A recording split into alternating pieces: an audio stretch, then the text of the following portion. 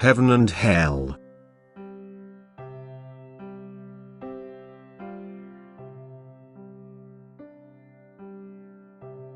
I will not let anyone who gives himself to me as my own fall ever again, but anyone who remains in opposition to me is in great danger of losing the strength of my love completely and becoming hardened in his fundamental substance, an extremely agonizing condition which I would like to prevent. This truth, which has not been concealed from humanity from the start, resulted in the concept of heaven and hell, of a blissful and a wretched condition, which in people's imagination is a limited space, until ultimately the real truth, the condition, became less important in their imagination and only the place remained, visualized by fantasy in every conceivable way.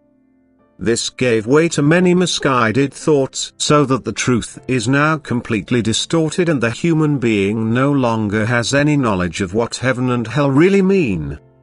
Life and death are heaven and hell. Busy, joyful activity in the most brightly radiating light is life. Weakness, helplessness and deepest darkness are death.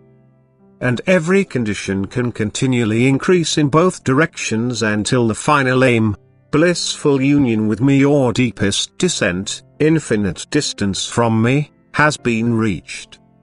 Inconceivable is the bliss of the former, inconceivable is also the torment and suffering of the condemned, who languish for eternities and have no strength for redemption. It is these souls you should consider. It is a misguided teaching that there is no salvation from hell, that these souls are eternally condemned by me. It is not I who condemns them but they themselves who have chosen damnation, not I who pushed them into the abyss, but they themselves aimed towards the deepest point.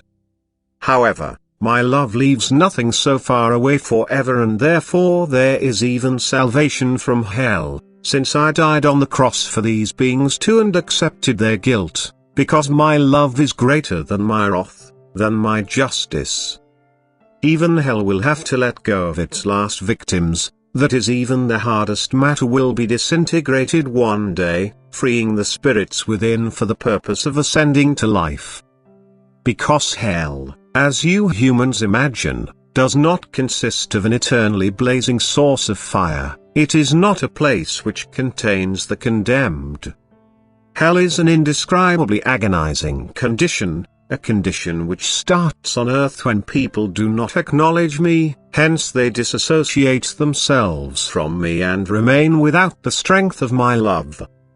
They certainly continue to live their physical life without me and as yet do not feel the weak condition, which their distance from me entails, as torment, but as soon as their bodily life is over the agony starts, the consciousness to be completely without strength and yet to exist. It is still possible at first to let go of the resistance if the soul listens to the advice of knowing beings, but these opportunities are rarely valued and the soul descends ever deeper, the distance to me gets ever greater and the weakness increases until the final hardening takes place. The new banishment into most solid matter.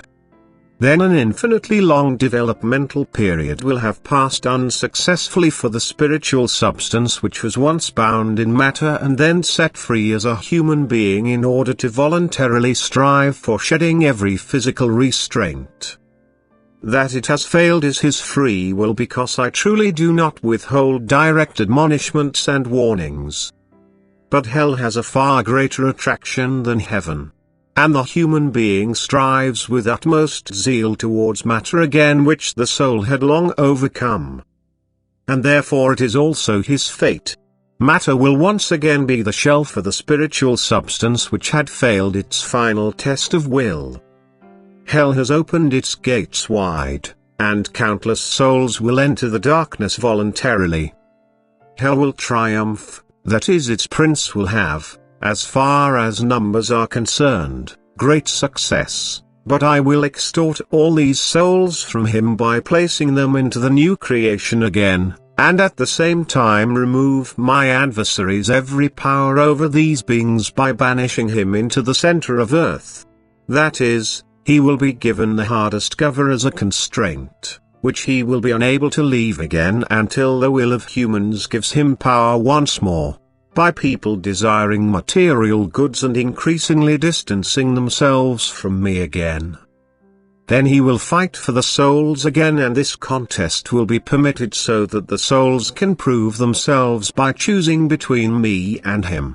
Because without the right decision no person can achieve blissfulness. Amen.